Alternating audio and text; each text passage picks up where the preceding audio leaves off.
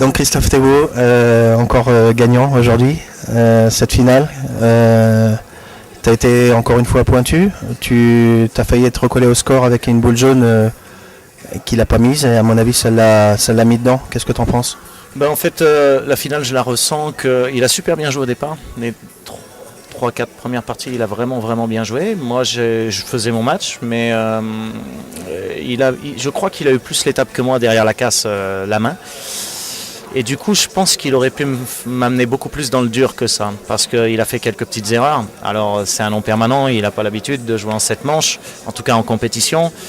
Et il a fait des petites erreurs avec la blanche. Il a eu des possibilités de mener au score, il a eu plus de possibilités que moi, je dirais, de se détacher au score. Et malheureusement pour lui, il ne l'a pas fait, heureusement pour moi. Et moi, j'ai su, bien évidemment, j'ai su, quand j'avais les tables relativement faciles, faire le travail pour prendre l'avance et certainement lui mettre un coup mentalement. Tu commences par une casse ferme, il en fait une derrière, c'est fort aussi. Ouais, mais je commence par casse ferme, il en fait 2 derrière, il fait 2 fermes derrière. Donc je me suis dit le match il va être difficile parce qu'hier il a quand même fait un gros tournoi, il a sorti, j'ai pas tout en mémoire, mais j'ai la fin du tournoi, il a battu Paul et Richard, qui sont quand même pas des premiers venus, c'est des top joueurs. Donc je savais qu'il fallait que je m'applique. Et quand j'ai vu son entame, ça m'a un petit peu tout de suite, j'ai tout de suite compris que le match il serait pas facile. Mais par contre, à un moment dans le match, vers la moitié, quand j'avais 4, quelque chose comme ça, j'ai senti qu'il commençait. J'ai eu l'impression qu'il lâchait psychologiquement et que du coup, ça le faisait un petit peu moins bien jouer. Et d'ailleurs, j'ai même fait une erreur à 5-2, la table allait donner et j'ai fait n'importe quoi sur cette table. J'ai joué avec les rouges là. Ouais, je sais plus si c'était les rouges ou les jaunes, mais j'ai fait n'importe quoi. J'y suis allé. Ouais. Puis je me suis retrouvé à la rue alors que je jouais. Je me sentais vraiment bien. Et là, c'est des erreurs qu'il faut pas faire. Heureusement, ça m'a pas coûté. Mais il faut pas. J'avais la table, elle était facile. Je me suis pas appliqué et j'ai pas d'enfoncer le clou. Ouais, c'est faire 6-2 et je pense qu'avec 4 frames de match, j'étais 95% gagnant. Et à l'arrivée, ça a fait 5-3. Alors on sait jamais. Il aurait pu recoller. Et par bonheur pour moi, il l'a pas fait. Toi, tu as le mental pour faire ça, tu es même habitué à ces situations dangereuses. Qu'est-ce que tu ressens quand quelqu'un, justement, peut te... Enfin, tu prends de la distance sur quelqu'un et là, ce joueur, est-ce que tu comptes sur ce... Enfin, ma question, c'est Eric l'Espagnol, tu sais que c'est un nom permanent, tu sais qu'il n'est pas habitué, bon, c'est dur psychologiquement. Est-ce que tu te méfies quand même? Est-ce que tu joues tout le temps pareil, même si c'est un nom permanent qu'un joueur expérimenté? Tu sais que c'est dangereux à tout moment. Tu lâches rien en fait. Bien sûr, mais c'est pareil, je veux dire, c'est un non permanent, il n'y a pas de souci, mais il est non permanent, donc il a fait demi de l'Open la dernière fois, il est en finale du Grand Prix en battant des super joueurs. Bien évidemment qu'il faut faire attention. Eric, il commence, il arrive, il casse, enfin je casse, je ferme, il casse, il ferme, et je cache mes pas de lui, il ferme. Bon, bah là, voilà, la partie elle est annoncée. Si je fais pas attention d'un joueur comme ça, je suis bête. J'ai joué un non permanent il y a 3-4 tournois, je sais plus, dans le Nord, contre Johan.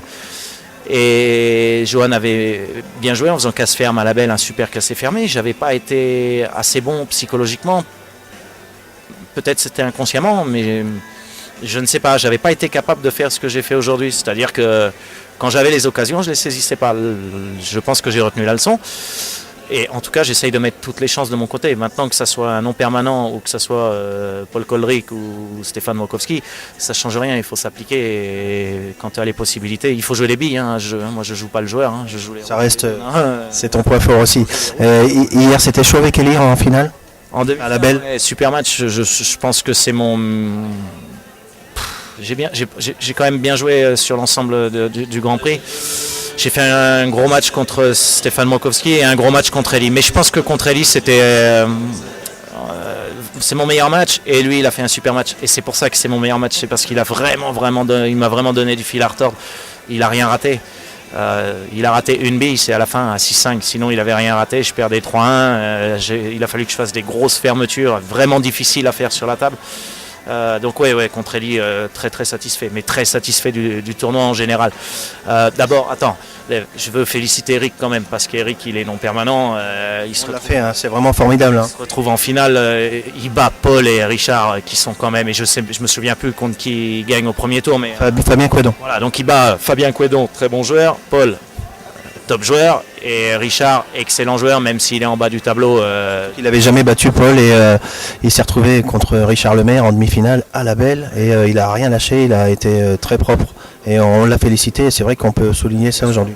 Je veux vraiment le féliciter. Ensuite, je voudrais féliciter vraiment l'organisation du tournoi, parce que hier, quand je suis arrivé dans la salle là-haut, là, et que j'ai vu la salle du haut, C'est formidable, hein, avec les tribunes. et c'est pas souvent moi mais là j'ai dit waouh, c'était vraiment la classe quand t'es tout là-haut. Donc vraiment, Dominique Granville, c'est ça le nom de l'exploitant d'ici qui a organisé la manifestation. Là, sincèrement, c'est magnifique. Formidable, hein. Ouais, les tables excellentes. Le billard, mais tu peux pas rêver mieux. Jouer sur des billards comme ça, tu peux pas rêver mieux. L'air de jeu, pour moi, tu peux pas rêver mieux. C'est extraordinaire. Le roulement, tout.